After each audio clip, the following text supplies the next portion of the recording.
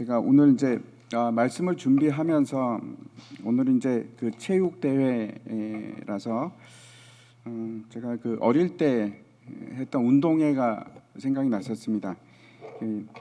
왜 어릴 때는 이제 그 체육대회 전날이나 소풍 가기 전날이나 그러면은 잠도 잘 안 오고 내일 비 오면 어떡하나 뭐 이런 생각도 하지 않습니까? 일상에서 벗어나서 새로운 일을 하게 된다는 그런 그 미묘한 기대감과 함께 또 그런 감정이 이렇게 있는 것 같습니다. 특별히 이제 어릴 때는 이제 운동회 하면 천군과 백군으로 나눠 갖고 누가 이기는가 하는 것에 이제 관심이 있었는데, 그래서 이제 응원도 하고 또 열심히 달리기도 하고 했던 기억을 생각해 봤습니다. 오늘 이제 체육대가 있어서 어저께 잠을 설치지는 않았는데 그래도 좀 부담이 됐습니다. 한편으로 부담도 되고 또 한편으로는 기대도 되고 하는 그런 설레임이 있었습니다.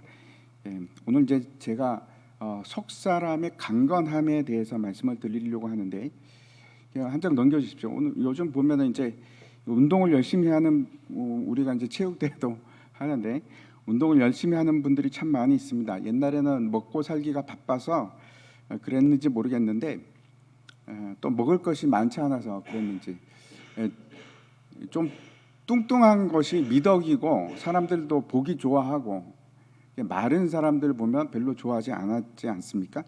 좀 배가 좀 나오고 해야지 사장님이다 이런 소리도 듣고 좀 뚱뚱한 게 좋았습니다. 그렇죠? 그게 뭐 그렇게 오래 전이지 않았던 것 같은데 그런 게 아름다워 보였는데 요즘에는 뭐 필사적으로 살을 빼려고 사람들이 노력을 합니다. 그래서 이제 근력을 키우려고 막 시간을 투자를 하고 굉장히 운동을 열심히 합니다. 저같이 이제 게을러 갖고 운동을 못하는 사람도 있는데 그 운동 역시 사실은 우리 눈에 보이는 것입니다. 눈에 보이는 일입니다. 그런데 눈에 보이지 않는 우리 속 사람의 근력을 키우기 위해서 우리는 어떻게 하고 있는가? 여러분은 그 속 사람을 위해서, 강건함을 위해서 어떤 운동을 하고 계십니까? 아니면 어떤 노력을 하고 계신지 한번 생각해 보시기 바랍니다. 난 뭘 하고 있을까?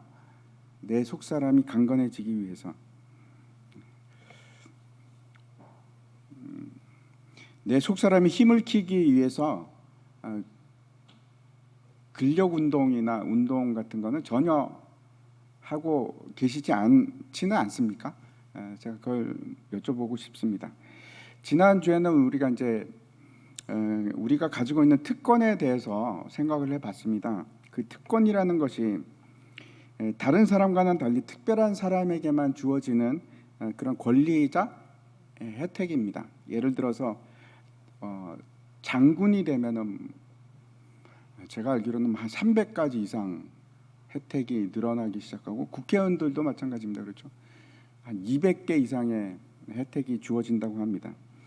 오래 전에 제가 이제 굉장히 오래됐습니다. 오래 전에 제가 그 친구랑 함께 이제 미국을 가게 됐는데 뭐 목적지는 다 달랐습니다. 따로인데 이제 같이 가게 돼 있었는데 그때는 이제 김포공항이었죠.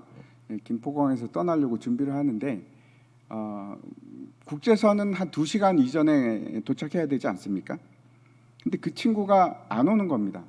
착각을 했는지 안 오다가 이제 완전히 보딩을 할 때가 돼 갖고 이제 들어가려고 하는데 그때 간신히 도착을 했는데 문제는 이제 너무 늦게 도착해서 비행기 자리가 없는 겁니다.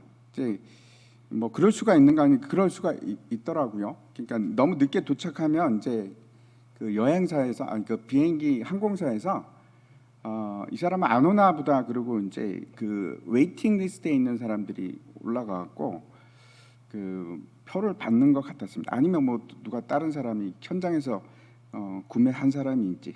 당시에 이제 시즌이라 갖고 비행기 표가 없었습니다. 저는 이제 그거 보면서 아유 안 됐다. 좀 빨리 오지. 나는 가는데 뭐 이런 생각을 했습니다. 이제 저 혼자 비행기를 탔는데 저 친구는 다음 비행기나 타려나 뭐 그러고 이제 생각을 했습니다. 한참 이제 비행기에서 가고 있는데 그 친구가 이제 저를 찾아온 겁니다. 비행기 안에서 이제 747이니까 굉장히 크지 않습니까? 굉장히 큰 비행기니까. 근데 그 친구가 와서 형 저도 탔어요 그러는 겁니다. 그래? 그랬더니 저 1등석에 있어요 그러는 겁니다. 놀러 오세요. 너무 깜짝 놀래가지고 1등석 구경하러 제가 갔습니다. 갔는데 가니까 스튜디오스가 못 들어오게 막 막더라고요. 근데 하여튼 들어갔습니다. 들어갔는데 그 친구가 누워 있는 겁니다. 저는 좁아가지고 막 이러고 가는데 그 친구는 누워 있는 겁니다. 저보고 형 뭐 먹었어요? 그래서 나 기내식 먹었지 그랬더니 나는 곰국 먹었는데 그러더라고요. 곰국을 주더라고요. 되게 놀랐습니다. 그때 이제 1등석 좋은 걸 그때 처음 알았습니다. 제가 얼마나 부러웠는지 모릅니다. 사실 우리도 그런 특권을 누리는 사람들입니다.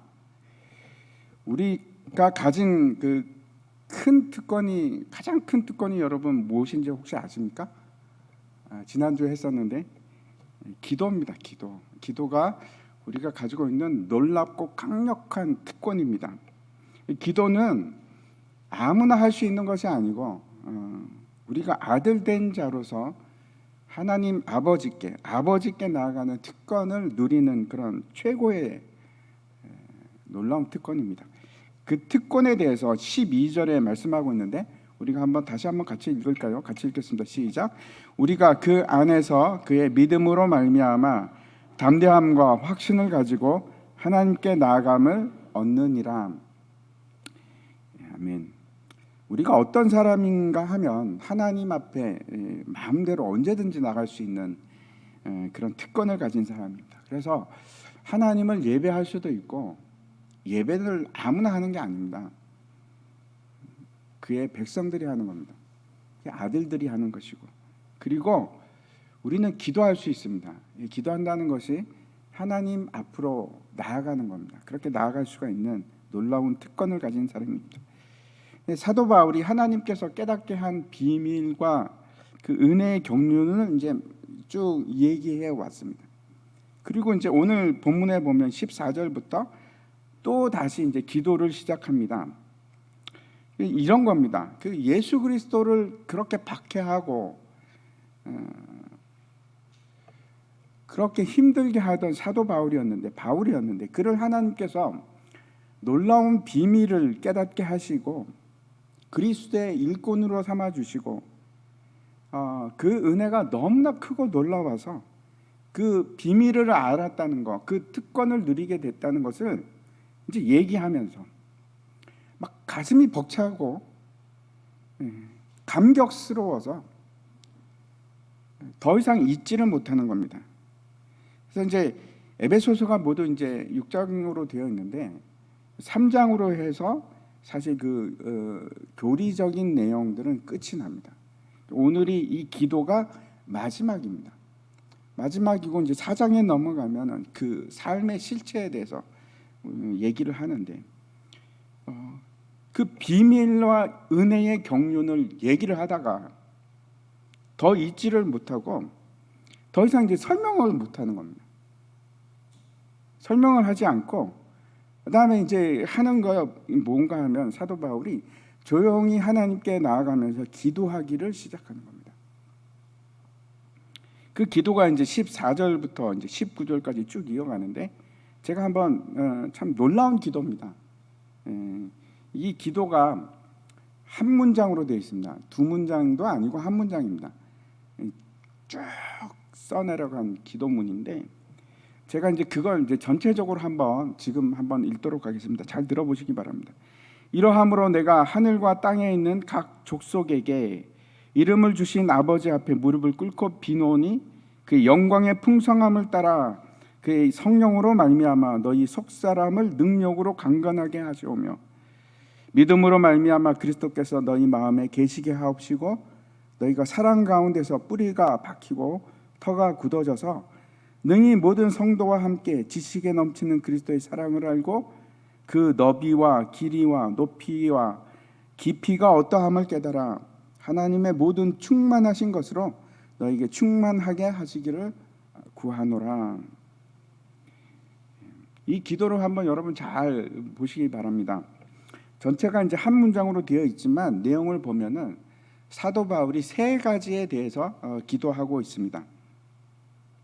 제가 이제 노란색으로 이렇게 표시를 했는데 한번 보십시오. 그 첫 번째가 뭔가 하면 16절인데 영광의 풍성함을 따라 그 성령으로 말미암아 너희 속 사람을 능력으로 강건하게 하시오며, 속 사람을 강건하게 하시오며 하는 것이 그 첫 번째 기도 제목입니다. 그리고 두 번째 기도 내용은 뭔가 하면 믿음으로 말미암아 그리스도께서 너희 마음에 계시도록, 이게 이제 두 번째 기도 내용입니다. 예수님께서 성도들의 마음속에 내주하시기를 바라는 그런 기도입니다.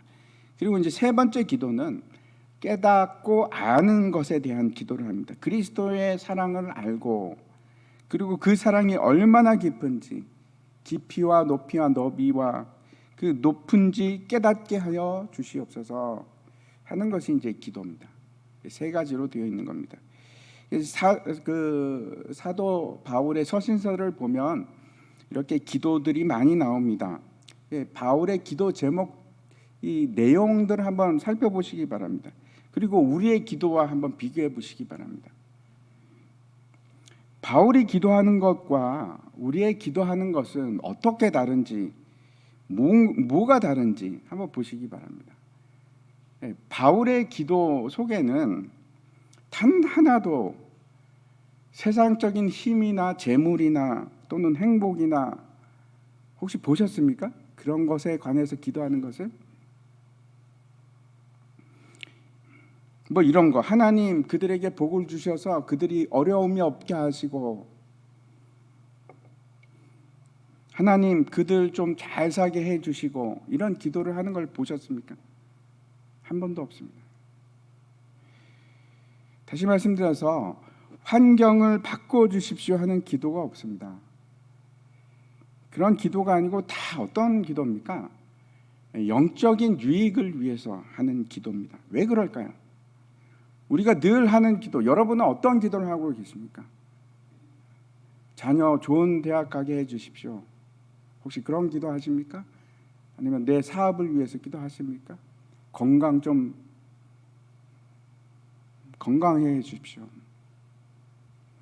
우리 기도의 수준이 그렇습니다. 근데 사도 바울의 기도는 다릅니다. 왜 다를까요? 바라보고 나아가는 목적지가 달라서 그렇습니다. 내가 원하는 것이 높은 위치에 위치하는 것이 내가 원하는 것이라면 그 일을 위해서 기도하겠지요. 내가 원하는 것이 많고 가지고 싶은 것이 많으면 그것을 위해서 기도하겠지요. 그걸 두고 기도할 수밖에 없습니다. 근데 사도 바울이 바라보고 원하는 것은 그런 것들이 아닙니다. 이제 에베소서 4장부터 이제 사도 바울이 이제 에베소 교인들이 되기를 원하고 바라는 것들에 대해서 이제 쭉 기록을 하고 있는데, 잠깐 이제 4장 1절부터 3절까지만 보면 이런 내용입니다. 그러므로 주 안에서 갇힌 내가 너희를 권하노니 너희가 부르심을 받은 일에 합당하게 행하여 모든 겸손과 온유로 하고 오래 참음으로 사랑 가운데서 서로 용납하고 평안에 매는 줄로 성령이 하나 되게 하신 것을 힘써 지키라. 사도 바울이 원하는 것은 어떻게 하면 부르심에 합당한 자가 될까? 어떻게 하면 겸손할까? 어떻게 하면 온유한 자가 될까? 어떻게 하면 사랑을 드러내는 자가 될까? 어떻게 하면 성령으로 평안을 매는 자가 될까? 그것이 목적이고 바라보는 바입니다.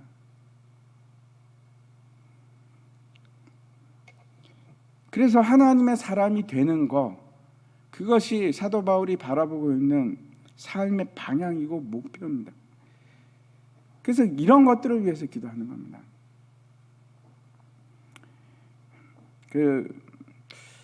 예수를 믿은 지 저는 얼마 안 되어서 아직도 잘 몰라서 그러면 이해할 수 있습니다. 근데 예수 믿은 지 10년이 됐는데 예수 믿은 지 20년이 됐는데 그럼에도 불구하고 내가 여전히 원하는 것은 그런 거하고는 아무 상관이 없이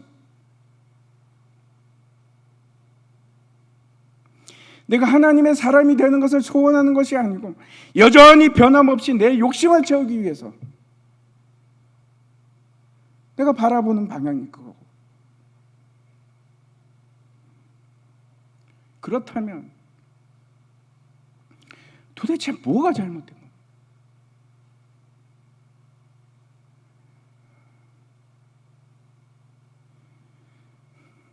거예요? 고린도 전서에 보면 사도 바울이 아주 답답한 심정으로 고린도 교인들에게, 성도들에게 이렇게 얘기를 합니다. 3장 1절과 이제 2절 보면 이렇게 되어 있습니다. 형제들아, 내가 신령한 자들을 대함과 같이 너에게 말할 수 없어서 육신에 속한 자 곧 그리스도 안에서 어린 아이들을 대함과 같이 하노라. 내가 너희를 젖으로 먹이고 밥으로 아니하였노니 이는 너희가 감당하지 못하였음이거니와 지금도 못하리라. 그 사도 바울이 그 고린도 교회 성도들을 아직 유아로 취급을 합니다. 너희가 아직 어린아이다.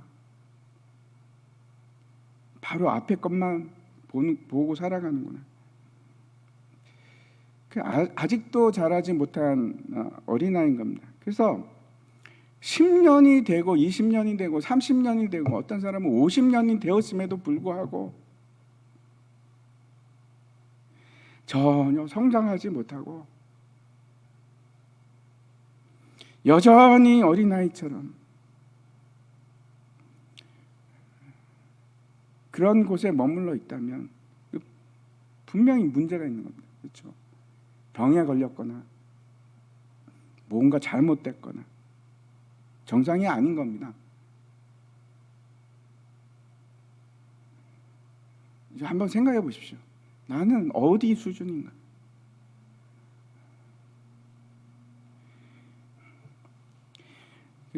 생명체는 여러분 당연히 자라야 합니다. 성장해야 합니다.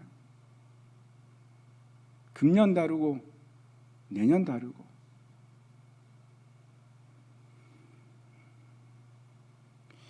하나님을 아는 지식에 자라가고 그 그리스도의 비밀과 은혜의 경륜에 대해서 알아가고 그리스도를 좀 더 순종하는 자리로 나아가고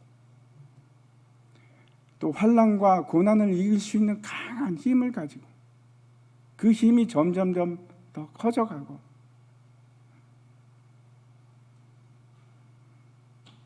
이게 지극히 정상적입니다.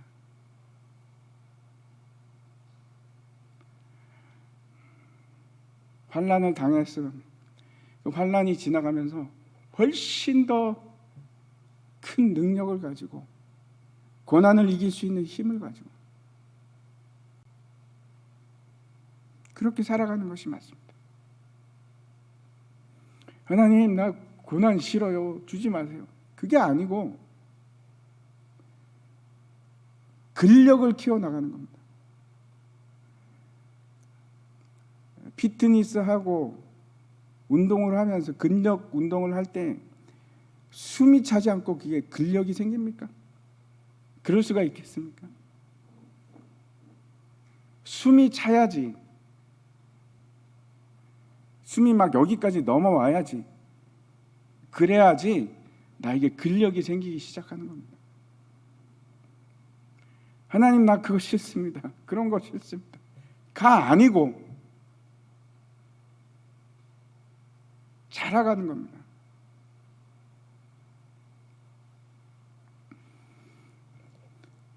근데 예수를 믿는 많은 사람들이 이런 것에 관심이 없습니다. 오늘 사도 바울의 기도에 전혀 관심이 없는 겁니다. 남을 사랑하는 데 관심이 없고 내 자신을 죽이고 십자가를 지는 데 관심이 없고 그리고 어떤 고난이 와도 이겨낼 수 있는 강한 근력을 키우는데 그 근력을 유지하고 키워나가는 데 관심이 없습니다. 그런 것이 중요한 것이 아니고 내 환경이 중요하고 내 눈에 보이는 대상들이 중요하고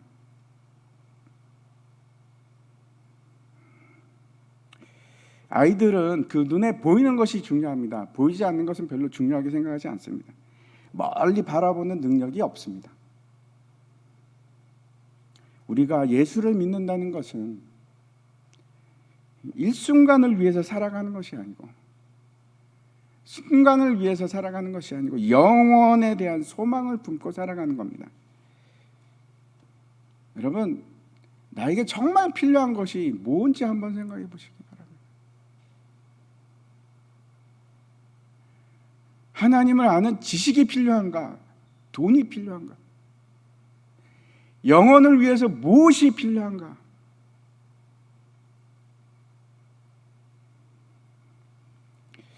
오늘 본문 14절과 15절을 보시기 바랍니다. 14절과 15절을 보시면은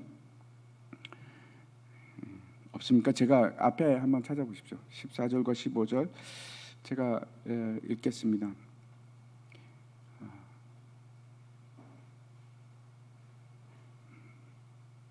3장 14절과 15절입니다. 3장 14절과 15절.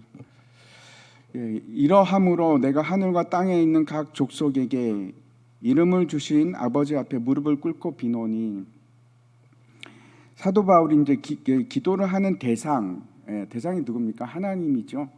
그 하나님에 대해서 지금 어떻게 표현하는지 한번 보시기 바랍니다. 뭐라고 합니까? 첫 번째, 하늘과 땅에 있는 각 족속에게 이름을 주신 분이라고 그렇게 말씀하고 있습니다. 이게 도대체 무슨 말씀입니까?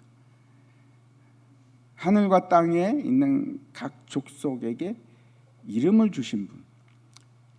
하나님께서 하늘과 땅에 있는 모든 피조물들을, 모든 생명체들을 창조하셨습니다. 그게 사람이 되었건 천사가 되었건 모든 것을 창조하신 창조주는 하나님이십니다. 근데 그 이름을 주셨다는 것은 단순한 호칭을 주셨다는 의미를 넘어서서 창세기 2장에 보면 아담이 그 에덴 동산에서 모든 동물들에게 이름을 지어줍니다. 이름을 지어준다는 것은 그가 그 각각의 생명체의 속성을 알고 이해를 하고 또 그들을 지배한다는 통치권을 의미하는 겁니다. 하나님께서 이름을 지어주셨다는 것도 마찬가지입니다. 하나님께서 그 모든 생명체를 속속들이 창조하셨으니까 속속들이 알고 계실 뿐만 아니고 그 모든 존재에 대한 권한과 통치권을 가지고 계신다 하는 의미입니다. 다시 말씀드려서 하나님은 온 땅의 주인이시고 온 하늘의 주인이시고 그리고 뿐만 아니고 나의 주인이시고 나를 가장 잘 아시는 분입니다. 그 하나님께 지금 기도하고 있습니다. 사도 바울이 나의 이름을 주신 분, 나를 창조하신 하나님, 나의 머리털까지 세신 하나님, 그 하나님 아버지입니다. 그 하나님이 내 아버지. 그러면서 뭐라고 합니까? 그 아버지 앞에서 무릎을 꿇고 비노니. 지금 그 사도 바울이 있는 곳이 어딘가 하면 로마의 지하 감옥입니다. 근데 그 지하 감옥에서 그 노년의 나이가 많은 사도 바울이 흰머리가 이렇게 풀어헤친 상태, 그냥 상상입니다. 그리고 무릎을 꿇고 그리고 기도를 하는 겁니다. 무릎을 꿇습니다. 내 모든 것을 다 내려놓고 천지의 주제이신 하나님 아버지 앞에서 나의 모든 것을 아시는 하나님, 그 아버지 앞에서 기도하기 시작합니다. 그 첫 번째 기도 제목을 우리가 다시 한번 읽어보도록 하겠습니다. 3장 16절, 첫 번째 기도 제목을 같이 읽겠습니다. 시작. 16절입니다. 좀 넘겨주십시오. 같이 읽겠습니다. 시작. 그의 영광의 풍성함을 따라 그의 성령으로 말미암아 너희 속사람을 능력으로 강건하게 하시오며. 제가 이제 앞에서 말씀드렸듯이 육체의 건강, 육체의 양식, 그런 거는 이제 사람들이 지대한 관심을 가지고 있지만 영의 건강, 영의 양식 이런 거는 별로 관심이 많지 않습니다. 이 속사람이라는 것은 도대체 뭔가? 속사람이라는 것이 이해하기 쉬운 단어는 아닙니다. 그렇죠? 성경에 딱 3번만 등장합니다. 그 중에 하나가 이제 요 에베소서 말씀이고 로마서의 7장에 한번 나오고 그리고 이제 고린도후서에 나옵니다. 고린도후서 4장 16절에 보면은 이렇게 얘기하고 있습니다. 고린도후서 4장 16절. 그러므로 우리가 낙심하지 아니하노니 우리의 겉사람은 낡아지나 우리의 속사람은 날로 새로워지는도다. 이 구절을 보면 이제 겉사람은 그렇죠. 우리가 금방 무엇인지 눈치를 챕니다. 알 수 있습니다. 겉사람이라는 것은 우리의 육체지요. 육체를 의미합니다. 그런데 육체의 반대 의미니까 이 속사람이라는 것은 우리 내면의 모습, 우리의 마음이기도 하고 우리 내면의 모습을 얘기합니다. 그래서 고린도후서 5장 17절에 보면 이렇게 되어 있는데 그런즉 누구든지 그리스도 안에 있으면 새로운 피조물이라 이전 것은 지나갔으니 보라 새 것이 되었도다. 우리가 이제 예수 그리스도 안에서 거듭나게 되면 전혀 다른 이전과는 다른 새로운 피조물이 됩니다. 새로운 사람이 되는 겁니다. 그렇다고 해서 우리가 어린아이로 해서 다시 태어나는 것은 아니고 우리의 겉모습은 변하지 않습니다. 여전히 같은 사람인데 그런데 우리의 내면은 우리의 속사람은 완전히 다른 새로운 피조물입니다. 우리 자신이 완전히 변화된 사람입니다. 그 사람이 바로 그것이 바로 속사람입니다. 사도 바울이 지금 기도하고 있는 것은 그 속사람이 자라고 강건해지기를 기도하고 있습니다. 이 속사람이 자라기 위해서는 어떻게 돼야 될까요? 내 옛 자아가 깨어지기 시작해야 됩니다. 내 가치관, 내 생각, 내 관점 이런 것들이 하나씩 허물어져 갈 때 그때 내 속사람이 강해지기 시작합니다. 다시 이제 그 16절 말씀을 보면 그 속사람의 강해지는 거에 대해서 이제 첫 번째 뭐라고 얘기했냐면 우리의 속사람이 자라는 것은 뭐라고 합니까? 그 영광의 풍성함을 따라. 한 장 넘겨주십시오. 속사람이 강건해지는 것은 첫 번째 하나님의 영광의 풍성함을 따라서 그렇게 우리가 강해집니다. 하나님의 영광은 어떤 것인가 하면 여러분 하나님의 영광 그러면 뭐가 생각이 나십니까? 하나님의 속성도 들어갑니다. 하나님의 완전하심, 하나님의 영원하심, 하나님의 공의로우심과 그 하나님의 사랑 그런 것이 드러나는 것 그게 영광입니다. 그렇죠? 그런데 그 영광이 가장 잘 드러난 자리가 어디입니까? 언제 하나님의 영광이 드러나셨습니까? 십자가에서 드러났습니다. 예수 그리스도께서 십자가에서 죽으시고 그리고 부활하실 때 그때 하나님의 영광이 드러나셨습니다. 그리고 그 십자가의 지혜로 만유를 동일하게 하시고 지극히 높은 곳에서 하나님의 영광이 울려 퍼지게 영광이 드러나게 하셨습니다. 근데 그 하나님의 영광이 어떻게 우리를 통해서 풍성하게 드러날까요? 마찬가지입니다. 전혀 다르지 않습니다. 우리는 약할 때 강함이 되는 겁니다. 약함으로 그 영광이 드러나게 됩니다. 우리가 약할 때 그 영광이 드러납니다. 우리가 힘으로 내가 승리해서 내가 잘나서 내가 높은 위치에 올라가서 하나님의 영광이 드러나는 것이 아니고 내가 대통령이 되었기 때문에 하나님의 영광이 드러나는 것이 아니고 내가 금메달을 따서 그래서 하나님의 영광이 드러나는 것이 아니고 내가 아니라 하나님이 드러나실 때 영광이 되는 겁니다. 다시 제가 말씀드립니다. 예수님께서 십자가에서 죽으시지 않으시면 그건 하나님의 영광이 될 수가 없습니다. 내가 아무것도 아닌 자가 될 때야 그때 하나님의 영광이 드러나는 겁니다. 많은 사람들이 그 반대로 생각하죠. 내가 강해지면 하나님의 영광을 드러내겠습니다. 내가 가진 자가 되면 하나님의 영광이 드러날 겁니다. 하나님의 영광을 받으실 거예요. 성경에 그런 적이 없습니다. 예수 그리스도가 십자가에서 죽으실 때 그때 영광이 드러납니다.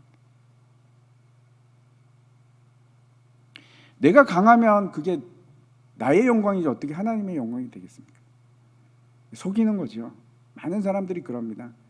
내 영광을 위해서 하나님의 영광을 파는 겁니다.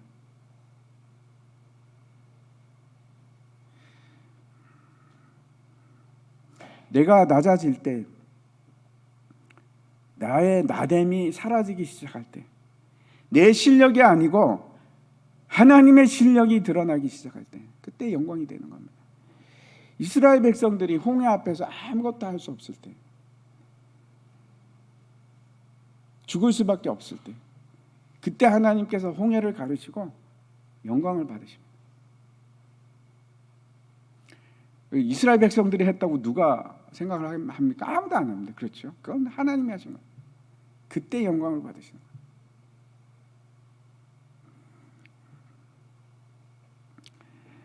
그리고 그 하나님의 풍성한 영광이 드러나는 것이 내 속사람을 강하게 합니다. 참 놀랍지 않습니까? 세상 지식으로는 이해할 수 없는 겁니다. 세상 지식으로는 모순된 겁니다. 반대입니다. 두 번째 다시 16절을 보시기 바랍니다. 16절 그 다음에 넘겨주시면 뭐라고 말씀하십니까? 그의 성령으로 말미암아, 그의 성령으로라고 말씀합니다. 두 번째 우리가 속사람이 어떻게 강건해질 수 있는가? 성령으로 말미암아, 성령 충만을 통해서 우리 속사람이 강건해집니다. 그래서 우리가 속사람이 강건해지기 위해서 해야 될 것은 뭔가 하면 성령의 지배를 받는 일입니다.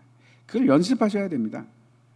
성령이 나를 통치하고 나를 채우시고 성령께서 나를 주관하시기 시작할 때, 그때 내 속사람은 점점 더 강해지기 시작합니다. 그래서 성령의 지배를 받는 삶을 연습하셔야 됩니다. 하루아침에 안 됩니다. 혹시 하루아침에 되신 분 계시면 저한테 좀 알려주십시오. 비결을 묻고 싶습니다. 평생 이 일을 위해서 노력해야 됩니다. 연습하셔야 됩니다. 계속해서 성령을 찾으시고 계속해서 성령께 물으시고 어떻게 해야 됩니까? 무엇을 해야 됩니까? 내가 스스로 판단하는 것이 아니고 성령의 지배를 받는 겁니다. 성령의 지혜를 구하십시오. 성령의 지혜를 구하십시오.